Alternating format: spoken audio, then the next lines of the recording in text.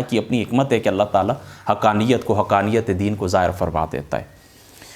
تو اب جو طبی تحقیق ہے روزے کے متعلق، وہ بات آپ ذہن کے اندر رکھیں کہ روزے کی وجہ سے دماغ، معدہ، اسی طریقے سے انتڑیاں اور اعماق بدن، ان میں کئی قسم کی فالتو جو رطوبتیں ہوتی ہیں نا، وہ ضائع ہو جاتی ہیں، وہ ختم ہو جاتی ہیں۔ یہ روزہ رکھنے کا طبی فائدہ ہے۔ یعنی آپ رسول پاک صلی اللہ تعالیٰ علیہ وآلہ وسلم کے اس فرمان کو سامنے رکھیں کہ روزہ رکھو صحت پا جاؤ گے، تمہیں صحت نصیب ہوگی، اس کو سامنے رکھیں۔ اچھا، اور بھی کئی بیماریاں ہیں کہ جن کے اوپر تحقیق ہوئی ہے کہ روزہ رکھنے سے وہ بیماریاں دور ہو جاتی ہیں۔ روزہ رکھنے کا ایک فائدہ یہ بھی ہے کہ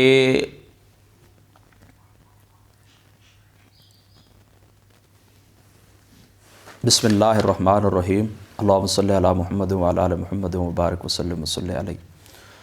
جمعۃ المبارک کے اندر ہماری جو گفتگو ہوئی تھی رمضان شریف کے متعلق اور رمضان کے روزے کے متعلق، اس ماہ مقدس کے متعلق جو ہماری گفتگو ہوئی تھی، تو ظاہری سی بات ہے کہ رمضان المبارک کو جو ماہ مقدس ہوتا ہے، جو روزہ ہوتا ہے، اس کے مختلف گوشے ہوتے ہیں، اس کی فرضیت کو بیان کرنا ہوتا ہے، اسی طریقے سے کب فرض ہوئے ہیں اور اس کی ٹائمنگ کیا ہے، اس کے اندر مکروہات کیا ہیں، اس کے اندر سنت کیا ہے، کون سی اشیاء ہیں جن سے روزہ ٹوٹ جاتا ہے، کون سی ایسی ہیں کہ جن سے روزہ نہیں ٹوٹتا، وغیرہ وغیرہ۔ یہ مختلف گوشے ہوتے ہیں، اس کے فضائل کیا ہیں، اس کی برکات کیا ہیں، مختلف یہ گوشے ہیں روزے کے۔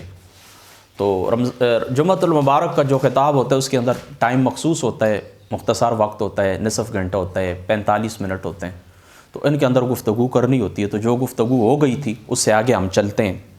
اب روزہ رکھنے کے چند فوائد ہیں، ان کو بیان کیا جاتا ہے کہ روزہ رکھنے کے کیا فوائد ہیں۔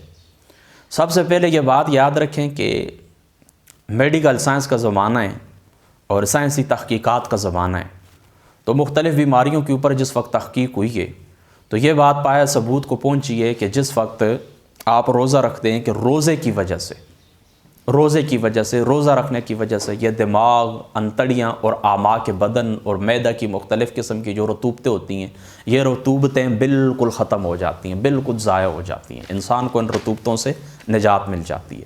اس کے علاوہ بھی کئی قسم کی بیماریاں ہیں جن سے روزہ بندہ رکھتا ہے تو اللہ تعالیٰ کی ذات اقدس ان بیماریوں سے بندے کو شفا عطا فرما دیتے ہیں۔ روزہ رکھنے کا ایک فائدہ یہ کہ دیکھیں نا، روزہ آپ رکھتے ہیں تو بھوک برداشت کرتے ہیں، اسی طریقے سے پیاس برداشت کرتے ہیں، تو یہ آپ کی ایک مشق ہوتی ہے، برداشت کی ایک مشق ہوتی ہے۔ اس طرح زندگی کے اندر بھی برداشت پیدا ہو جاتی ہے، یعنی 1 مہینہ آپ بھوک پیاس برداشت کرتے ہیں نا، کھانا پینا سامنے موجود ہوتا ہے، آپ نہیں جاتے، اسی طریقے سے باقی جو دیگر حلال چیزیں ان کے قریب آپ نہیں جاتے، تو یہ ایک آپ کی ایک مشق ہوتی ہے۔ تو پھر اسی برداشت کی مشق آپ کے اندر برداشت پیدا کر دی جاتی ہے، اور آپ کا جو ٹالرنس ہوتا ہے، جو صبر آپ کو ہوتا ہے، اس کے اندر اضافہ ہو جاتا ہے، یعنی آپ کی قوت برداشت زیادہ مضبوط ہو جاتی ہے۔ اسی طریقے سے دیکھیں، جو بھوکے لوگ ہوتے ہیں، جو محتاج قسم کے لوگ ہوتے ہیں، ان کا احساس پیدا ہوتا ہے۔ حضور علیہ الصلوۃ والسلام نے اس ماہ مقدس کو شہر المواسات قرار دیا ہے۔ تو کیا ہوتا ہے کہ احساس پیدا ہوتا ہے، کس کا احساس پیدا ہوتا ہے؟ ان لوگوں کا کہ جن کو کھانا نہیں ملتا، جن کو پینا نہیں ملتا، کس حال کے اندر وہ لوگ گزارا کرتے ہیں۔ تصوف کے بنیادی کتنے اسباق ہیں؟ کم بولنا، کم کھانا اور کم سونا۔ رمضان المبارک کے اندر اس کے اوپر بھی عمل ہو جاتا ہے، بندہ کم کھاتا ہے، بندہ کم گفتگو کرتا ہے اور بندہ کم سوتا ہے۔ ظاہری سی بات ہے، رات قیام کے لیے دن روزہ رکھنا ہوتا ہے، تو دن کو بندہ روزہ رکھتا ہے۔ جو لوگ کاروبار کرتے ہیں، جو وہ وہاں پر چلے جاتے ہیں، تو روزوں کی حالت کے اندر فضول گفتگو سے رک جاتے ہیں۔ آپ سمجھ گئے نا؟ تو یہ تصوف کے جو 3 اسباق ہیں نا، کم کھانا، کم بولنا، کم سونا، ان کے اوپر بھی رمضان المبارک کے اندر کسی حد تک عمل ہو جاتا ہے۔ اچھا، ایک بات یہ بھی یاد رکھیں کہ جس وقت یہ معدہ خالی ہوتا ہے نا، تو جو فالتو چربی ہوتی ہے نا بدن کے اندر، تو فالتو چربی یہ جو ہوتی ہے نا بدن کے اندر، یہ پگھل کر جسم کا حصہ بن جاتی ہے، غذا بن جاتی ہے، جس سے یہ ہارٹ اٹیک اور فالج وغیرہ کے جو امراض ہوتے ہیں، ان سے اللہ تعالیٰ کی ذات اقدس بندے کی حفاظت فرما دیتے ہیں۔ روزہ رکھنے سے یاد رکھیں کہ آپ کی نگاہ بھی تیز ہوتی ہے، اسی طریقے سے آپ کا ذہن بھی تیز ہوتا ہے اور آپ کا حافظہ بھی قوی ہوتا ہے۔ نسیان یا جو بھولنے کی بیماری ہے نا، یہ بھی ختم ہو جاتی ہے۔ یہ روزہ رکھنے کا یہ بھی فائدہ ہے، طبی فائدہ، آپ نے اس کو ذہن کے اندر رکھنا ہے۔ حضرت علی المرتضیٰ رضی اللہ تعالیٰ عنہ آپ فرماتے ہیں کہ خمس یذہبن النسیان ویزدن فی الحفظ ویذہبن البلغم السواک والصیام وقراءۃ القرآن والعسل واللبان، فرماتے ہیں 5 چیزیں بھولنے کی بیماری کو ختم کرتی ہیں اور قوت افزا بڑھاتی ہیں اور بلغم کو ختم کرتی ہیں. یعنی 5 چیزیں جو بیماری کو بھی ختم کرتی ہیں، قوت افزا بھی بڑھاتی ہیں اور بلغم کو بھی ختم کرتی ہیں. وہ 5 چیزیں کیا ہیں؟ نمبر 1 مسواک، نمبر 2 روزہ، نمبر 3 قرآن کی تلاوت، نمبر 4 شہد اور نمبر 5 لبان.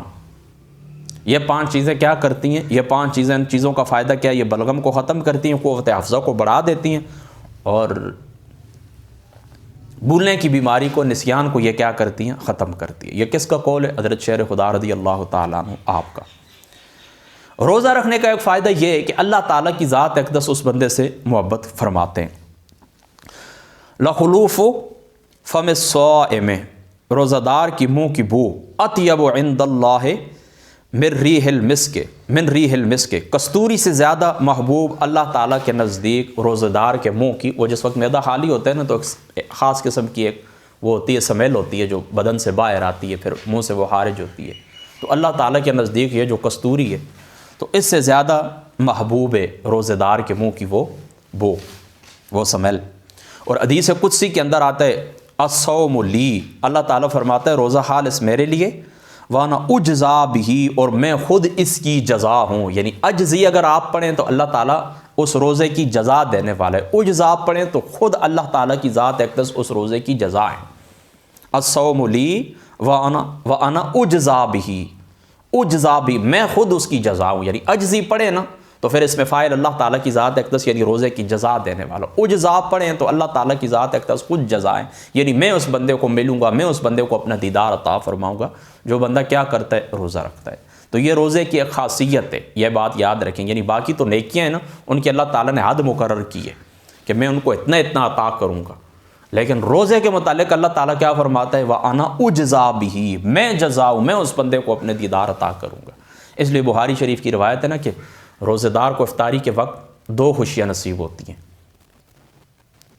روزہ دار کو 2 خوشیاں نصیب ہوں گی، ایک افطاری کے وقت اور ایک اللہ تعالیٰ کی ذات اقدس سے ملاقات کے وقت. یعنی افطاری کے وقت کیا خوشی ہوتی ہے کہ الحمدللہ روزہ پایا تکمیل کو پہنچائے، میرے جو بدن تھا خشک ہو چکا تھا، رگیں خشک ہو چکی تھی، وہ پھر تار ہو گئی ہیں، اللہ تعالیٰ کی ذات اقدس نے مجھے رزق عطا فرما، میرے بدن کو قوت مل گئی. یہ افطاری کے وقت خوشی ہوتی ہے. فرحتان کے الفاظ ہیں نا بخاری شریف کے، فرحتان 2 خوشیاں نصیب ہوتی ہیں، ایک افطاری کے وقت اور ایک اللہ سے ملاقات کے وقت. جب اللہ سے وہ ملاقات کرے گا تو اللہ تعالیٰ کی ذات اقدس اس کو اپنا دیدار عطا فرمائیں گے.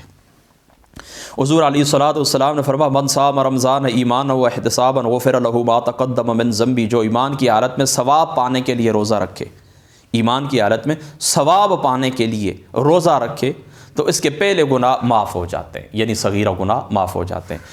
دوسرے مقام کے اوپر حضور رحمت عالم صلی اللہ تعالیٰ علیہ وآلہ وسلم آپ نے فرمایا الصوم جنۃ، روزہ ڈال ہے. کس چیز سے ڈال ہے؟ دوزخ سے ڈال ہے.